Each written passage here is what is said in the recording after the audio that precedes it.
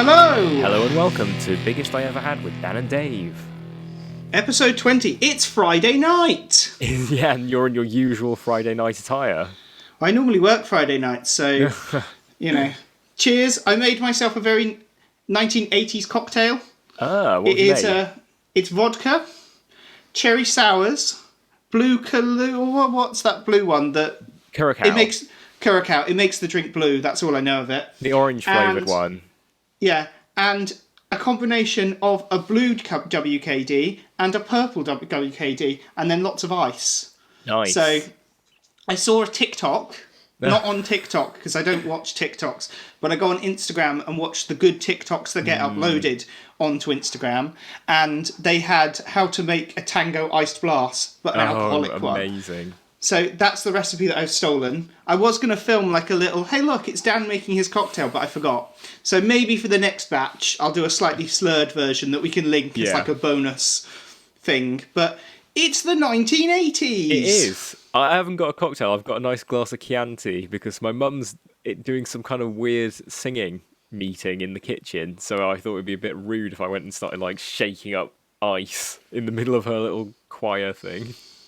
Give it to me one time now. Do you have to pay copyright for that bit? Probably not. No. Probably not.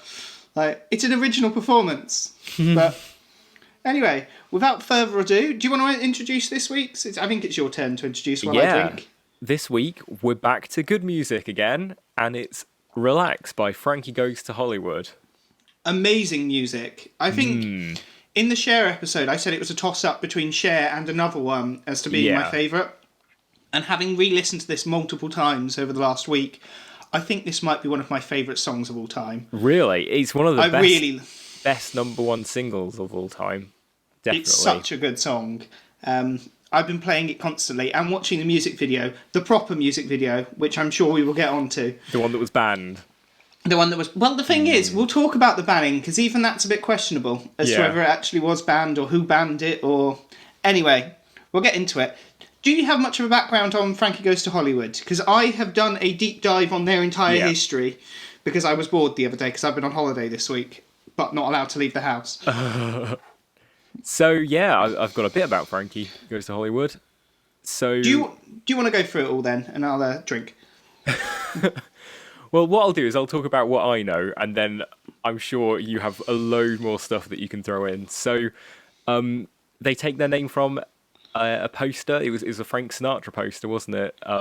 It was a newspaper cover from the New Yorker magazine. Yeah, about Frank Sinatra. About Frank Sinatra, that they basically said Frankie Goes To Hollywood, and they took that name because it is an iconic name. It's one of those great band names that doesn't really mean anything, but at the same time just sounds really, really cool. It is cool. Very 1980s. Yeah, so they were a band. They started off as a different band. They changed names, and they were performing on the Tube when Trevor Horn from, I think it was ZZT Records, signed them. Trevor Horn is... when I looked up this song, I recognised that name, and I was like, where have I heard that from? He's the singer from the Buggles. Singer from the Buggles and super producer, I would call him. Like one of the first what you'd call super producers, where they work with like they pretty much work and make the sound of like some of the top bands of the time. And the Buggles were a fantastic band, weren't they?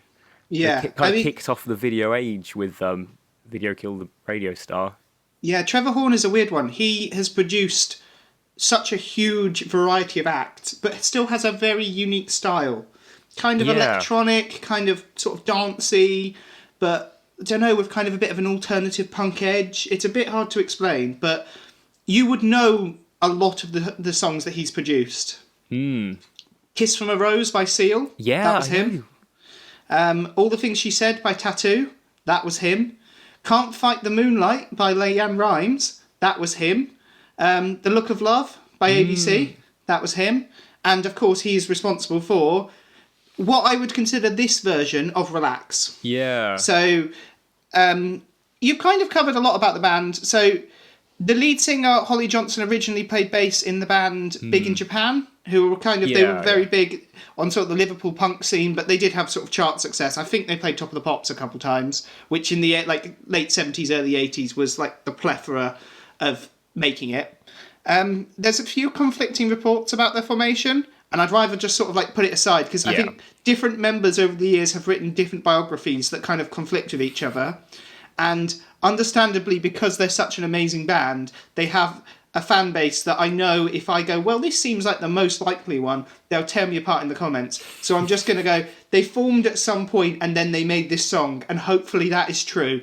Yeah. Hopefully the band Frankie Goes to Hollywood did at one point form and did at one point record this song. So I'm not wrong this week. But they didn't record the actual version that is the most popular version because they did not. From what I understand, they were kind of scared of Trevor Horn because he was this massive superstar producer.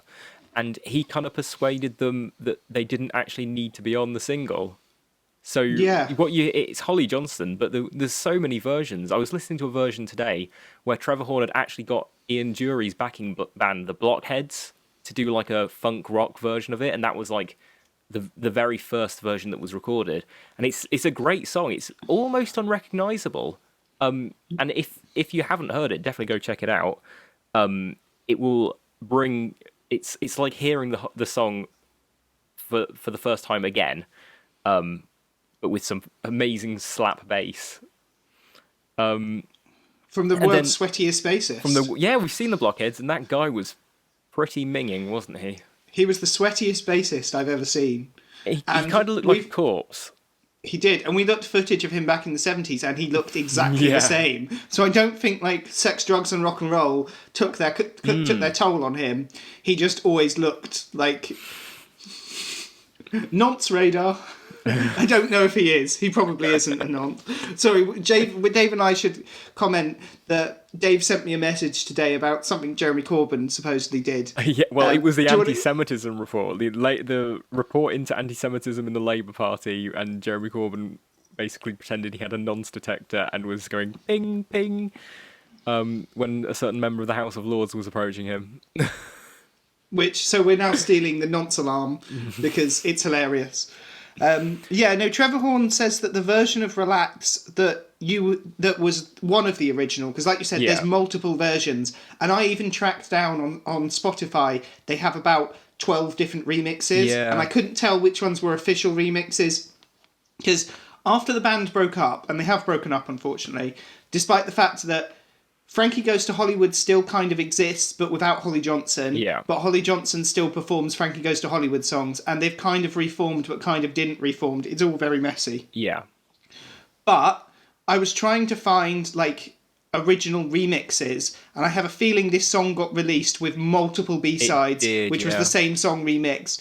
And I was trying to find the original version, and I don't think I did, because I was trying to find, like, the original version, which Trevor Horn referred to as being, like, more of a jingle than a song. But But I couldn't find that, or at least I didn't find a version that, when I listened back to it, sounded like that. Yeah, so after the unsuccessful Blockheads version, Trevor Horn brought in just some session musicians, and they recorded another version, which I don't think has been released at this point. And he kind of got fed up with the project, and he literally like walked out of the studio and was like, just delete everything, it's not going to go any further. And then a few hours later he returned to the studio, and the session musicians were jamming over one of the takes, and he was like, actually, I think we've got it, this is pretty good.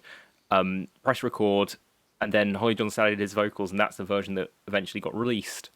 So Holly Johnson's on the track. He's singing. He's not singing all of the verses that he wrote for the song.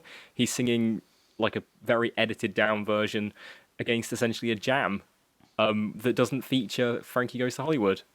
No. I think when I was looking into it, the only actual sound that they contribute to the song is a sample where they jump into a swimming pool. I think it's one of them doing the noise. I saw one thing where I think one of them was talking on the one show about how like that's like I'm the only person that can do the noise. Which did you, when your research, did you read up about their record label executive? I think he was their manager, but he might not have been their manager. Paul Morley. Yeah, enemy journalist. And kind of like the mastermind behind the marketing campaign for the single. Yes. And he kind of wanted the marketing to be an attack on pop music. I think that's how he termed it. So he went really overtly sexual in all of the advertising and Strategic assault on pop is what I had. Yeah, he basically because if you're a struggling band or musician out there and you want to make it very big very, very quickly, I would recommend being Frankie Goes to Hollywood and their first 3 singles, which went to #1, are all fantastic, and not only that, are all very different theme songs that don't sound the same, that are completely different. This is obviously the first of that trilogy. This is their debut single. Yeah. And I was trying to think of a band's better debut single, and I can't. No, the run of 3 successful #1 singles right off from the starting position, that's like unheard of. And I think, it only the Spice Girls have done it since? Yeah, the Spice Girls have done it, but like they have like Wannabe. Yeah. Frankie Goes to Hollywood have Relax. I mean, there's no competition there. And also they had millions of pounds behind them because they had a huge worldwide marketing campaign. This was basically just a few newspaper articles taken out. So Morley intentionally courted scandal with the promotion of this single. So the record label, which you've already said, I think ZTT, which stands for something which I can't pronounce, and it's a poem or something. I did read up on it, but I don't care. He initiated the ad campaign for Relax with 2 quarter-page ads in lots of British music press. The first ad featured images of the band in sailor caps and leather vests, and Holly Johnson with a shaved head and rubber gloves, which obviously is like... And the images were accompanied by the phrase, "All nice boys love seamen." Which, so, in case you couldn't tell, the sexuality of the band, or at least a few of the band members, was that they're out and out gay. And in the 1980s, that was still a hot button issue and was still, for some reason, incredibly controversial. Yeah. This was still at a point where people didn't even really want to admit that gay people even existed. You know? Like, it was decriminalised, but you had to be 21 to have sex. And there were so many rules about, like, gay bookstores not being allowed. You know, gay bars weren't allowed to advertise themselves as gay bars. Like, the London Underground, like, gay scene talks about how, basically, in the early 80s, you had to kind of have, like, membership cards because they weren't allowed to advertise, well, we're a gay bar. So they were, like, weird, like, clubs that you could join as a gay man, which would then you charge, like, they wouldn't charge you entry, but they would charge you a membership fee. It's all very weird. For this episode, I have a lot of notes on the historical context, so I'll kind of go more into that probably in part 2 of this episode. But yeah, the ad campaign was a huge success. Like anything, you try and get a song banned, and if you push the boat enough, it will get it attention. And once you tell people you can't listen to this song, especially when the song is fantastic, because I think it's a 1-2 punch. You or I could get a song banned if we just had us, I don't know, blacking up and saying the N-word for 2 minutes, but it wouldn't become a #1 single because it's not a good song. You need a combination of the two. You know, you need the controversy and the fantastic pop song. Yeah. You know? And we've seen it work the other way. I've seen loads of songs over the years that have gone, that should have been a #1 hit, but it just didn't get the right marketing, it got buried, it came out at the wrong time. This came out at just the right time, with just the right marketing, and it's, like I said, in my opinion, one of the best pop songs ever made. Yeah. Do you know what the other advertising slogan was? What's that? Frankie Goes to Hollywood are coming, making Duran Duran lick the shit off their shoes. 19 inches that must always be taken. They weren't subtle. No, or were they weren't subtle? Maybe they were subtle by that, because... maybe a lot of people were naive back then and they wouldn't have got that 19 inches. Yeah, that's a 12-inch and a 7-inch, but is it really? I mean, one thing the 1980s was not known for is subtlety. I'm dressed in my usual Friday night get-up today. We were hoping my makeup would show up a bit more, but the lighting isn't brilliantly in here. And I haven't got a proper camera, I've just got the computer on. But I was going to go, like, full force. Yeah. Because I think of, like, the version of the 80s that I think of as being actually cool and still holds up is, like, the Steve Strange, like, underground weird art stuff. Not the, like, pretty, like, big hair, like new romantic shit, that's when it's sold out. That's when it stops being cool. Like bands like Spandau Ballet and Duran Duran, they're posers. They're pretty boys putting makeup on to try and shag some girls, which is not what it's all about, in my opinion. I think when it was cool is when it's people like Boy George and, like I said, Steve Strange, and what was the other one? Marilyn, who I think died recently. I might be remembering that wrong, but I'm feeling Marilyn passed, which was kind of like gender bending. I mean, it's not as far as being transgender, but it's kind of sort of in that weird area. I think it was all about just being free and dressing however you wanted and not having to put labels. And I feel like nowadays you have to go like, well, I identify as queer, or I identify as non-binary, or I know. And so I think back then it was like, I just want to wear a short skirt, high heels, and a shitload of makeup whilst I go and dance in sweaty underground gay bars. So fucking sue me. And I actually love that idea, because I think more people should embrace that side of life. Just enjoy yourself. You don't need to put a label on it. Just go out there and have fun. Labels are for Nazis. Labels are what Nazis put on things.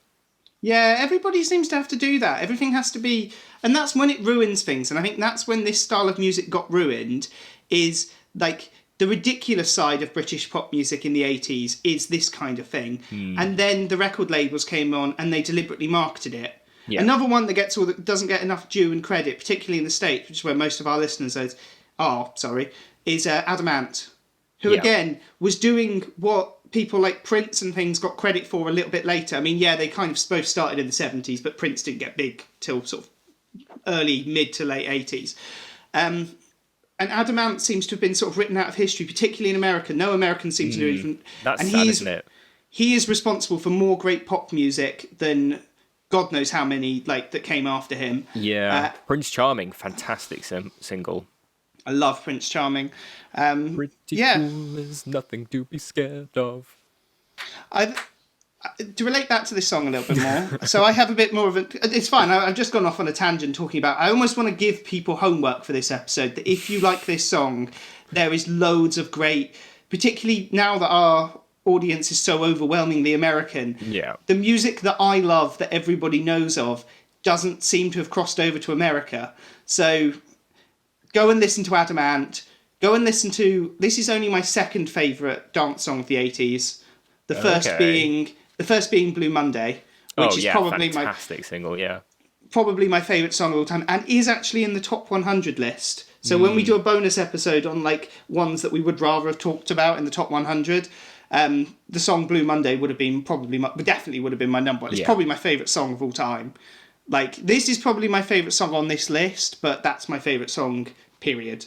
And criminally, I've spoken to so many Americans about pop music over the years, and they've never even heard of New Order.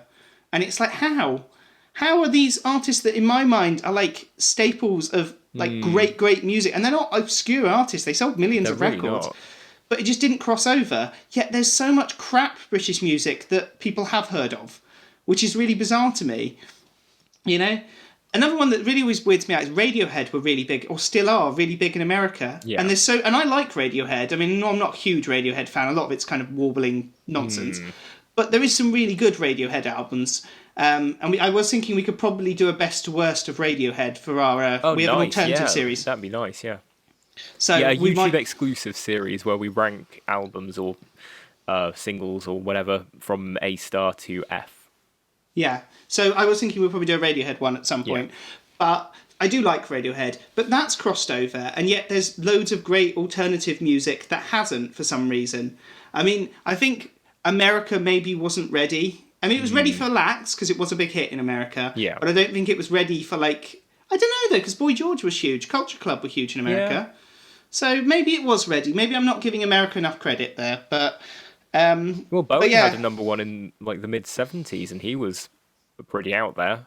Yeah, but he did have John Lennon. There's if your backing band is John Lennon, you're probably going to, in the 1970s, you're probably going to be doing pretty well for yourself. Short pause there while I drink for my drink. Take a big gulp then. It's not actually very strong. I didn't put enough vodka in, which is odd for me. Normally I eyeballed it. I just sort of did it all by eye because I knew we were setting up to record. But yeah, the last thing I have about the song, the lyrics, which are... I can say this, right? So the Italians do the best food in the world, hands down. I don't care what you say, the Italians do the best food, right? If you're talking about cars, the Germans make the best cars. They just do. There's no. If you're talking about snobby waiters looking down their nose at you, then the French are number one. The one thing that the British do better than anybody else on this planet is sexual innuendos. Like, number one, that if there's one thing that I don't care any other country who can't even touch us on, it's sexual innuendos. And this song is full of them. And it doesn't overplay them. There's not too much of a nod and a wink.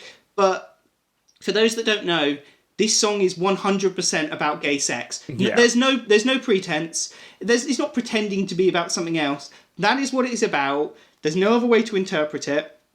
And that's what makes me laugh when it gets played at, like, weddings and things like that. Like, I'm sort of there, like... And actually, more credit to them. That not only were they able to get a song about gay sex to number one in Thatcher's Britain... Yeah.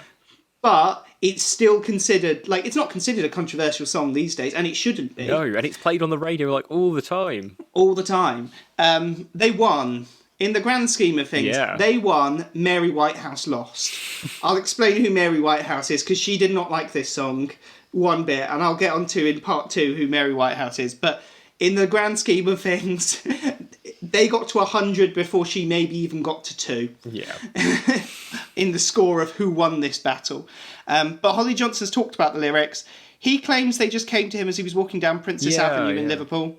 And he was just sort of walking down the street and they just sort of came to him. Not that there's that many, like, lyrics to the song. Well, like you said, the earlier versions had, like, proper verses and stuff, but they cut it right down for the final version. But it's brilliant. Boom. Okay. And we're back. No, we paused for a second. I got myself another drink, which I'm starting to like this. I feel like I would have done well in the 1980s. You know? You'd have definitely got AIDS, Dan.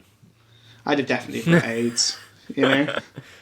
Like Holly Johnson. That leads us quite nicely onto the historical context. Normally, when I talk about the historical context during these episodes, I either have to look at what was going on in the world and sort of try and tailor it to the song, or I have to listen to the song and go, was there anything going on a bit like that during the world? So some weeks it's a bit of a slog. This week was incredibly easy, and in fact was the first thing that stood out. This song is an amazing, almost time capsule of what was going on in Britain. Okay. And I don't want to kind of give a big history lesson, but unfortunately, most of our listeners are American. So if you're British right now and you know all of this, or I'm being completely ignorant and I'm really, really wrong, I did watch a couple of documentaries in preparation for this, and they're on Channel 4. There's a great documentary which we'll link to. So, as we mentioned before, they are a quote-unquote gay band. They were out about it. All of their marketing was basically putting themselves forward. Yeah. And in Britain, as I'm sure it was in America at the time, but particularly in Britain, there was a lot of anti-gay rhetoric. Now, this song is just before just before the AIDS crisis really took hold, but it's certainly a snapshot of what was happening. Basically, lots of young men were dying. The government were either too scared to even say the word AIDS, as they were in America. I don't think Ronald Reagan even said the word AIDS ever during his time as president. And there's even a recording of him. He's in the room, but he's not the one saying it. But his cabinet ministers, and I apologise if this is offensive, but this is what this recording exists, and I have listened to it. It's available on YouTube, of his cabinet ministers talking about it. Like, well, we're going to do something about this AIDS virus, and one of them responds with, "What, the fag disease?" And then about 8 different cabinet ministers all start laughing. People say Ronald Reagan he was in the room, but he didn't laugh, or some sort of nonsense. Either way, obviously the decent thing to do is go, okay, well, every single person that just laughed at that is now fired, and I'm going to invest billions of dollars in public health because this is a public health crisis. Obviously, he didn't do that. In the UK, things were not as bad, but still pretty bad. Basically, there was a shitloads of misinformation, which is quite interesting. We're still recording this during COVID, and probably God knows how long that's going to carry on going for. Misinformation towards a public health crisis and people politicising it has always gone on. You know, it's not a new thing. And the AIDS crisis in Britain especially was a great example of that. You know, there was very little funding. The NHS basically treated you like a second-hand citizen. Yeah, I mean, you did, like some diseased creature. yeah, Like, they locked literally you in a locked separate people room. in rooms, made them do everything, wouldn't even, like, hand them food through the door. They had to, like, get out of bed and get it. Literally, it's worse than criminals. Yeah, I mean, one of the most despicable things is that they would have, obviously, gay men would die, and for example, a gay man in his 40s might have been with his life partner for 20 years, and they wouldn't let the gay life partner come in to see them as they were dying. So basically, a lot of gay men were scared to even go to hospital, because if they went to hospital, not only was it a death wish, because there was no cure, there was very few treatments. I mean, there still isn't a cure, but, there are now immune drugs which can suppress the virus. Yeah. So it's not a death wish like it used to be, but it's still something you should take very seriously. However, so basically, they would go into the hospital and would never see them again. So even though they might die months later or even a year later, they weren't allowed to spend time with somebody they'd been with for 20 years. And this was just allowed. Yeah, and they weren't going out clapping on street corners then, I bet. No. Well, this was the thing, is there was a lot of sort of sneering attitude of, well, they've brought it on themselves. Yeah, As if people having promiscuous sex suddenly means that they're allowed to get a disease. They had it coming, And I can kind of see there was that sort of feeling towards drug addicts, and I don't agree with it, because I think, again, drug addiction is a public health problem. We shouldn't demonise people for being drug addicts. However, no matter what, you go, yeah, but you take a risk by taking an illegal drug. With having promiscuous gay sex, up until that point, it wasn't considered there was a risk. No. STDs existed, of course they did, but it wasn't something that was going to kill you. So why are you suddenly expecting people to behave in a certain way? There's a fantastic documentary which is on Channel 4. It's been brought to light because there's been a recent TV show in Britain, which I'll go on and talk about in a minute. Yeah. Which relates directly to this song. But this documentary, I think it's about 5 years old, but it basically talks about how the British government did eventually step up and do the right thing, and arguably was exemplary compared to all their sort of contemporary countries like America and most of Europe, but it took several years too late for them to finally go, okay, this is a public health problem, people need to wear condoms. But there's a great clip where they talk about how they basically got these out-and-out sort of gay activists to talk to doctors and make a leaflet, and there's some unintentionally hilarious things where they're going, and of course I had to explain to Margaret Thatcher what cock-sucking was. And it's... Oh my God. And they talk about, should they put the leaflet in language that people are actually going to understand, or are you going to use like medical terms? Yeah. For example, there was a big debate as to whether they should use the word anus. Because although it's a medical term, and it's honestly, by modern day standards, it sounds like something from like the 18th century, like monocle popping, like, what? You mean these men are having sodomy?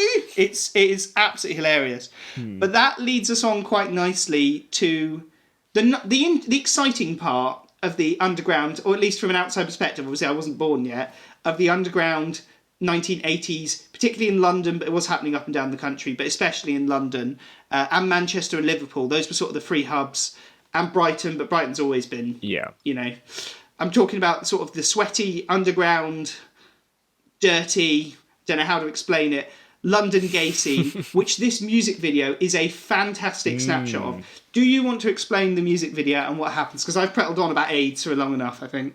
Yeah, so essentially it's set in like a gay S&M club, isn't it? And there's various people dressed in ridiculous outfits, and it kind of ends with Holly Johnson getting pissed on. The idea was, so have you ever seen Caligulas with the last days of Rome and like the big Roman orgies? That was sort of the concept. That plus the gay scene. Yeah. So the music video, because I don't think, I mean, there probably were gay clubs like that. I mean, we've been to gay clubs like that, which, so let's not be naive and pretend that gay clubs like that don't exist. We have been to gay clubs which are like that, but that wasn't the norm, and it never has been. You have to go and look for those things, or unintentionally stumble into them. Like we did. We did not purposefully go to one of those clubs. Let's make that very clear. It was a good night. But anyway, talking about that. In what way was it a good night? Cheap drinks. It's a funny story to tell the grandkids. We literally saw someone be cummed on. Yeah, that was, it got tied to a pole as well. It was entertaining. It wasn't your average evening. It was better than being stuck indoors during COVID. Okay, I'll give you that. But the music video, what I think it's fantastic at doing is playing on all the fears of what people thought being a gay man was in the 80s, which they thought, which, like anybody, it's not round-the-clock orgies. You got to eat at some point. You got to sleep. It's not 24 hours like gangbanging each other. But this music video painted it out like this is what every night of the week is like for us gays. And there was a woman she became a moral crusader. She's much maligned in the UK. I find her probably one of the most fascinating British figures of all time. A woman called Mary Whitehouse. She ran a campaign starting in the late 60s, but it was very famous during the late 70s and early 1980s. She did carry on she died in the 90s, but she'd lost all power by then. She campaigned to what she called clean up television, which basically meant she didn't want any minorities on the television. She didn't want anybody doing anything that was against Christian values.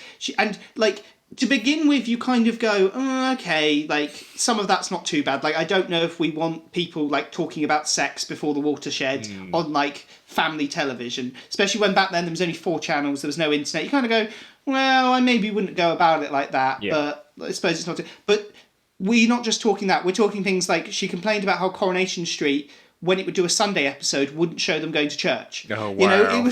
It got very silly. So...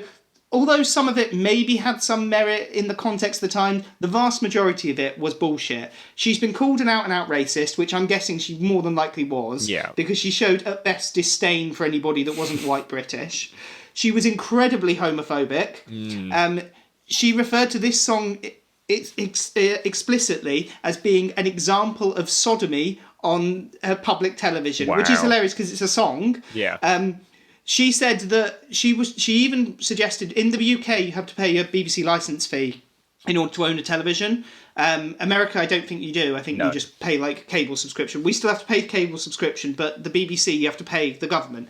I think we're the only country that does it. But I don't know. I think we are. If other countries do it, but anyway, she basically said if this song got played on Top of the Pops, then people shouldn't pay their licence fee. Yeah. That campaign didn't work. People did still pay their licence fee. It's a criminal offence not to pay your licence fee. So, go and be a criminal or have Frankie Goes to Hollywood play a song on Top of the Pops. Which, bearing in mind, if we were there during the filming of that episode, our nonce alarm would be going off. Not because of Frankie Goes to Hollywood, but it's turned out subsequently that these pillars of the community, BBC television presenters who did all this charity work, were actually fucking children. Yeah. So it's hilarious that the world has switched and the moral police, it turns out, were probably doing some pretty terrible things, but those that are, purveyors of perverted gay sex have kind of become national treasures that we have on the one show at 7 in the afternoon and go we love this, and that's the way it should be. I'm not acting oh god, those good old days when you could be openly homophobic at 6 in the afternoon on a debate show.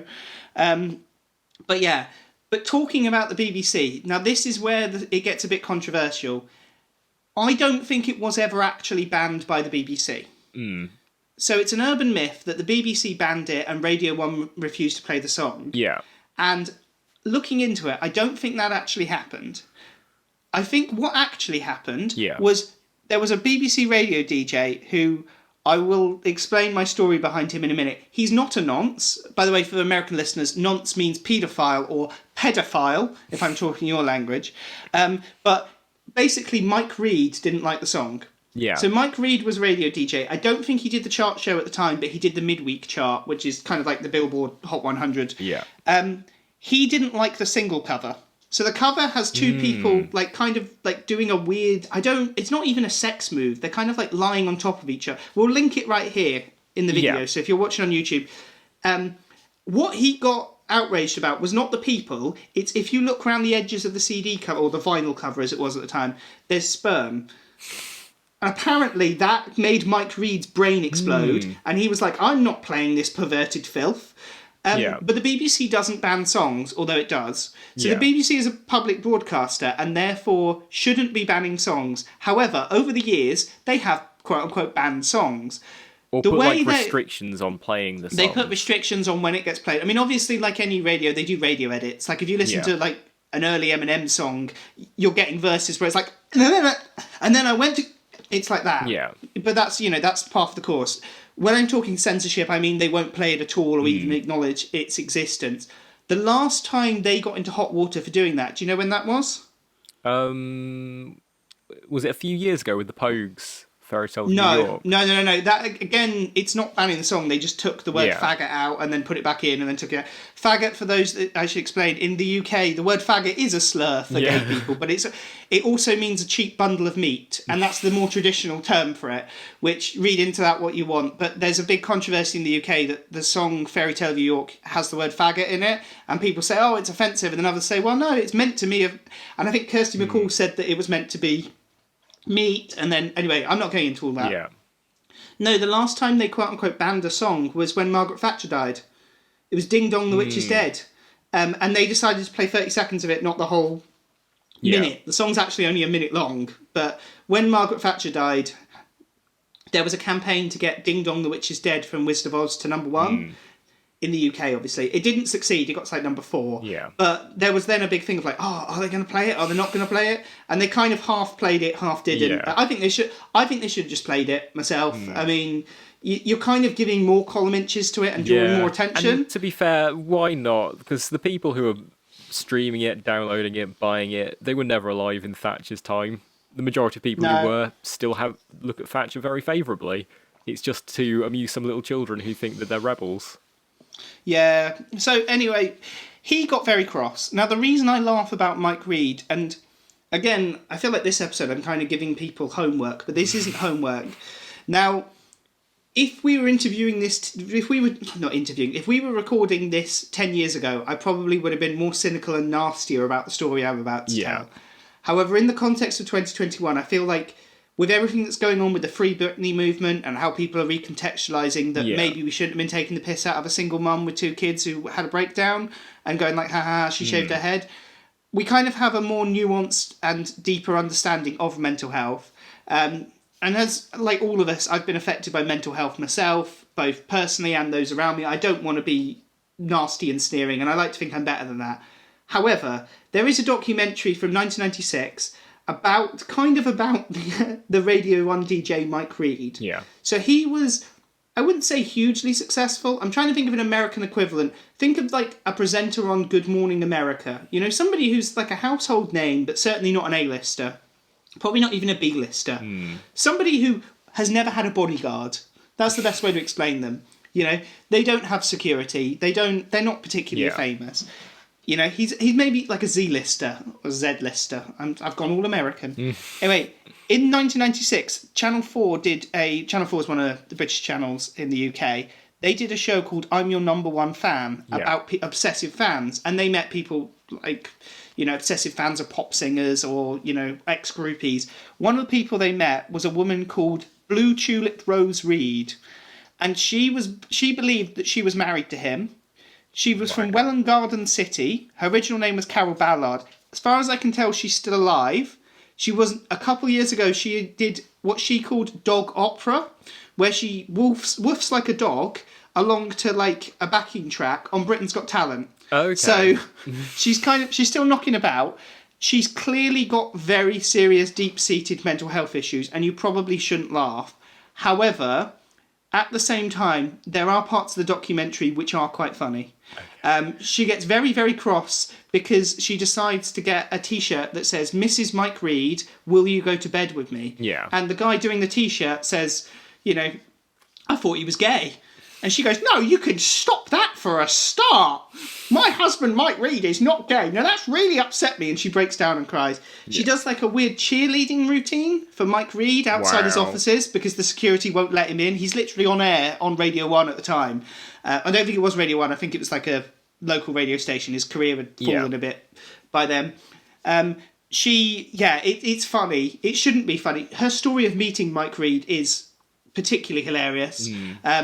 Are you Mike Reid? That's the first thing I said to him. Mike Reid has lovely minty breath. So, just so you know. Mike Reid is a piece of shit, by the way, just so you know. He's a racist. Okay. which is good. Why? What did he do?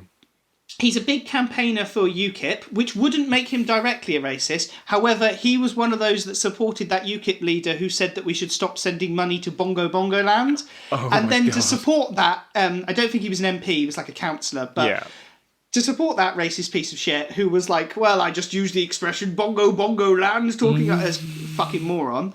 He then decided to do a mock Jamaican calypso where he sang in like a very un-PC, like, Caribbean accent about how we should send all the immigrants back. Wow. So thanks for that, Mike Reid. We can add him to the shit list along with like various other people, but I don't think we're going to get much pushback apart from maybe Blue Ivy or not Blue Ivy. Blue Ivy's Beyonce's daughter. Yeah. Blue Tulip Rose Reid. That's not her name anymore. She's changed it, but I couldn't pronounce her new name.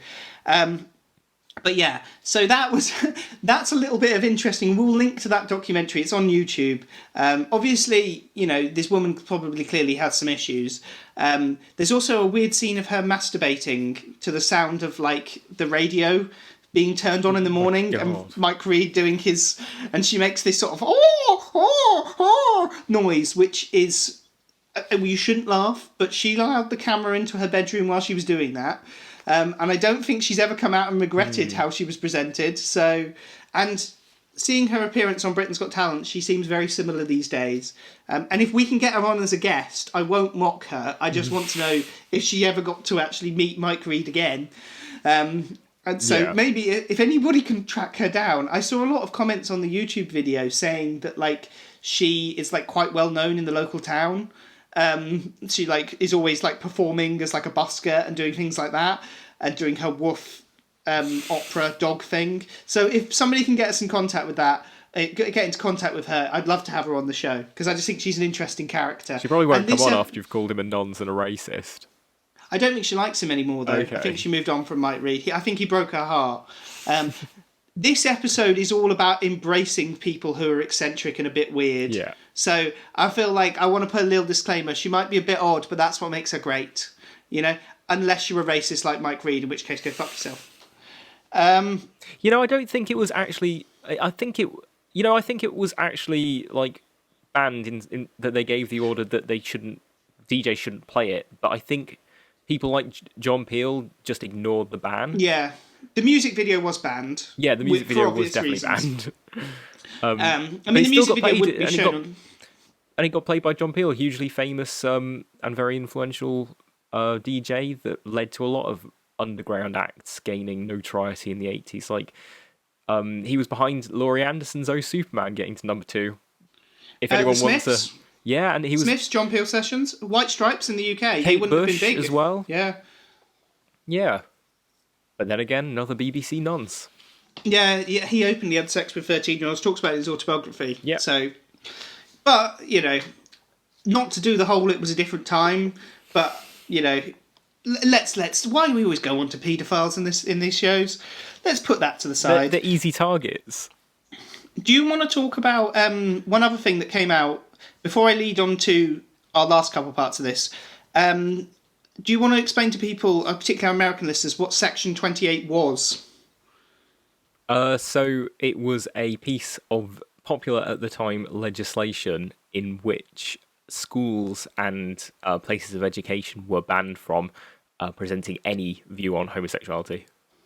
Yeah, it was the idea was it was promoting the promotion of homosexuality. So it was a bit of a weird one. Some interpreted that as like you couldn't be like, "Hey, children, you should go and be gay," which in itself I wouldn't say is a controversial thing. If you tell children go and be gay if you want to be gay, but at least it wasn't actually that. That's kind of what the law actually said. But what it was interpreted as, and what the British courts interpreted as, is you pretend like gay people don't exist. So gay people exist, but children don't need to know gay people exist. Was kind of it. And I didn't realise, because I assumed it was like one of these laws that started for like a year and then died and everyone hated it. But you're right, it did have a lot of really popular opinion. A lot of people say it's one of the things that won the Conservatives, was it in 88 or 89? Their last election before they lost in 92. So it might have been 87. They won in 92. 92. Oh yeah, they won in 92. That was under John Major though. The last one Margaret Thatcher won. Let's say 90, because she didn't serve a full term. No. Whichever last election she ran and won, I'm not quite clued up on my history. That election, part of it, they say, is because she was a big... Yeah. Well, her cabinet were very much in favour of these Section 28 laws. I didn't realise that they ran until the year 2000, which means we went to school, obviously, in the UK. We went to school in the UK whilst these laws were still in effect. Although a lot of people say by like 93, 94, most schools were just ignoring that. Yeah. And I think the last recorded time there was like a penalty was in like 96. Yeah. So, and that was like a Catholic school, I think up north somewhere that got... I did a little bit of a law research for this one, that got like fined for... But again, there was similar... Catholics have similar laws with like condoms and contraceptives anyway. So, not that that makes it okay not to admit that gay people exist, but at least it's a slightly different thing to your average sort of public school. Or state school. Public school means private school in the UK. Sorry, it's confusing as all hell. But it ran until the year 2000. Shocking, isn't it? Which I was... And a lot of people, weirdly, were against repealing it because their argument was, well, there's no point repealing it because it's basically repealed anyway because no one follows it. Yeah. You're like, I don't see the logic to that. Yeah, and obviously that was repealed under a Labour government, and the Conservatives were like whipped to vote against repealing it, which in the modern day seems just a bit crazy. Yeah. Particularly considering like the current position is the Conservatives are trying to put through legislation to force every school to teach about positive homosexual relationships now, and Labour's actually trying to stop it. Some Labour MPs in, I think it was Birmingham, in like very religious areas are campaigning against this law that like 20 years ago those MPs should have been campaigning for it. It's like a whole like reversal. It is. I mean, one thing we should give a shout out, it wasn't all the Tories. No. Theresa May, who at the time, she's been the last British Prime Minister before Boris. She's probably the least... She was the Prime Minister nobody wanted to be Prime Minister. She didn't even want to be Prime Minister. She didn't want to be Prime Minister. She got in by default. Yeah. And then when she was Prime Minister, pretty much her whole party were like, we don't want her as Prime Minister. And we kind of had her for Prime Minister for a little while until Boris came back.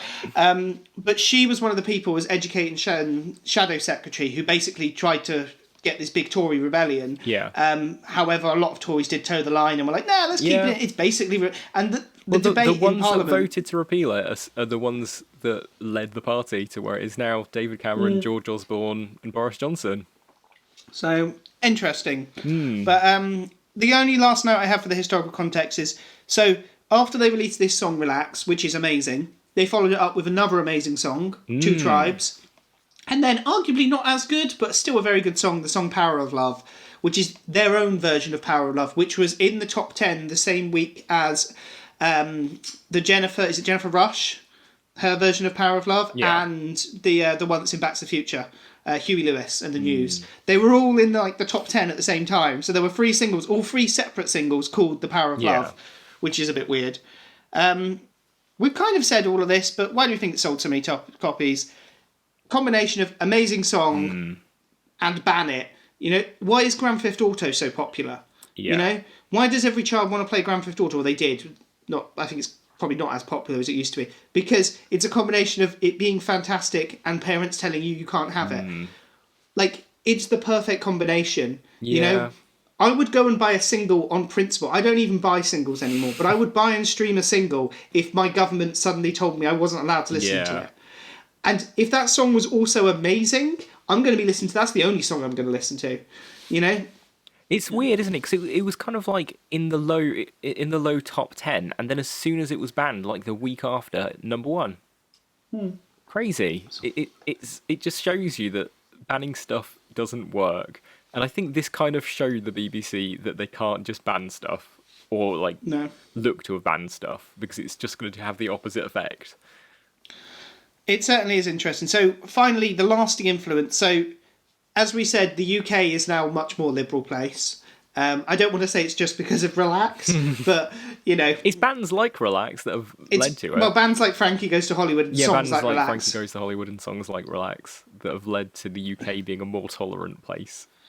And also, it gets played a lot in gay bars. And what I think was a big turning point was when people realised that gay bars are way more fun than straight bars because they play music like this instead of like shitty like Pitbull dance music, you know, or like weird like mumble rap, which is what all the crappy nightclubs I've ever been to in the last 5 years seem to play. And so you go to like a gay bar and they're going to be playing this. They're going to play this, they're going to play Barbie Girl, and they're going to be selling you drinks that look like this. You know, and everybody's so friendly, and it's great. So yeah, go to more gay bars. Have you watched the TV show on Channel 4, It's a Sin? I have, that's just aired. What did you think of it? Because I want to see if your opinion of it is the same as mine. I think it was obviously really good, and the setting of the 1980s, they got that down perfectly. I think it was like, it went from being really positive and happy to very tragic and depressing very quickly, I think. Well, that was exactly my problem. I thought it was brilliantly cast. Yeah. I thought the acting was fantastic. I thought is it Ollie Alexander, the one from Years and Years? Yeah. He was amazing considering he's done very little acting work before this, and he's everybody that's in it is brilliantly cast. Yeah, and it's weird because he's like older than us, and he's playing someone who's meant to be like 18. 18, yeah. I thought the soundtrack was amazing. I have a feeling Relax is on the soundtrack.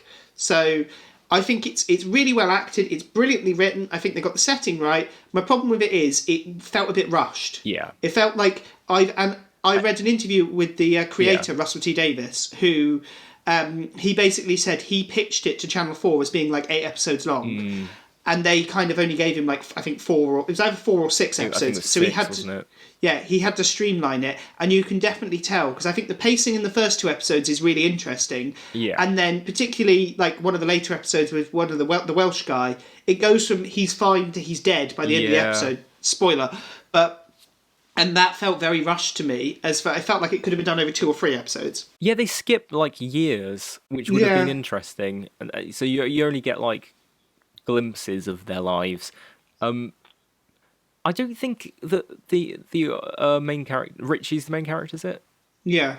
He doesn't come off very well. Like, at the end, when he's, spoiler alert, dying of AIDS, he's like, yeah, it was fun though, wasn't it? Which I thought was like a bit, like, they're not coming off as, like, good people. But I guess maybe they're not meant to. They're not meant to, though. Like, not everybody that like dies suddenly. I mean, I don't like how when someone dies, we suddenly pretend they had no flaws. Yeah. You know, I want at my funeral 2/3 of the room be going on about how great I am, and then a third going, I don't really even know why I'm here. He's always a bit of a dick to me. Yeah. And I would actually prefer that. I mean, why have they turned up to my funeral? It's a bit weird. Free drinks, though. I'd go to a funeral of someone I don't like for free drinks. And there will be free drinks at my funeral because I'll put some money behind the bar. That'd be my final wish. But shall we lead on to our final stage of the episode to clear us out? It is time for Tenuous Kanye. This week was actually quite easy. I think like the rest of the series is actually quite easy. I've looked through all the episodes and they're all quite easy. But this one, so the song. Why? The reason I think a lot of Americans would know this song is it's actually a plot point in the movie Zoolander. Yeah. Which Kanye West has... So I won't spoil the movie, but it's a plot point. It's not just in the movie. It is a plot point in the movie Zoolander. Kanye has said that that's one of his favourite films of all time. And he said that Zoolander... Now, there's a bit of a questionable here. He's not in Zoolander 2. I found some reports that say that him and Kim Kardashian recorded a cameo and it didn't get used. And then some say that the schedule didn't tie up. Either way, he's not actually in the film. I don't know if somewhere it exists, his cameo. There's 1,000,000,001 cameos in Zoolander 2, which is a pretty terrible movie. And it's one of those sequels I'd like to pretend just doesn't exist. But he did put a tweet out that said, having just seen Zoolander 2, I would like to congratulate Will Ferrell on reaching God level. So, congratulations to Will Ferrell for reaching God level. I have no idea what that means. But yeah, so there you go. There's your Tenuous Kanye. Not that tenuous, really. Song directly. I mean, we know Kanye's listened to it if he's ever watched the movie Zoolander. But yeah, I think that's the end of episode... This is episode 20, but it probably we've done a lot more episodes because we keep doing extra ones because we're bored. Yeah. But episode 20 of the actual series. We're into the top 5 next week. We are. Which is amazing how quickly that's come along. Which is it's scary. Like we're nearly through. We're nearly like through 5 the months season. ago. Not next week, the week after is my birthday, just a little heads up to everybody. But happy Friday night. We do get a lot of listeners on a Friday night, but I think they're all in America, so it's like Friday afternoon. But happy Friday afternoon. There were a few interesting people out. I went and bought some alcohol earlier, and Bristol, first of all, people seem to have given up on social distancing. Yeah. Because there was just fuckloads of people out everywhere. And we saw a car accident. And when we went into Asda, we saw two girls off their face on coke. And before you go, how do you know they were off their face on coke? You know when someone does loads of cocaine and then they get cocaine bogies? Oh gosh. They were jittering and going into the toilet with white cocaine bogies all around their nostrils with their masks down. And I was just like, great, quality. They're having a Friday night going and doing some more coke in the Asda toilets. But on that note, do you want to say us out while I finish my drink? Yeah, if you like this episode, don't forget to subscribe, give us a rating, share it to anyone you think might be interested. And if you're listening on a podcast streaming service, go over to YouTube. We've got a lot more exclusive content over there, so you can hear our opinions on loads of different stuff, like David Bowie's albums, Kanye West's albums. Go check it out. Yeah, we're going to be doing more episodes that are YouTube exclusive. We have ideas. In fact, I've bought stuff for them. It's not a case of we haven't got round to doing it. It's we're not allowed. But as soon as we're allowed, there'll be a lot more YouTube exclusive content. So, and hopefully it'll be more not entertaining, but more. I mean, this is for people that like music. This podcast. If you're kind of I like the bits where they're not talking about music, which somebody actually said to me. I don't mind if I didn't know the song. Which okay, fine. Yeah. It'll be more of that. As for, I will try and tailor these episodes to be more music based. For those that don't like that, I don't know. But anyway, and also shout out to our friend Charlie who keeps commenting. Yeah, thanks Charlie. Very interesting comments. Charlie. Anyway, cheers Charlie. Cheers everyone. Goodbye. Bye.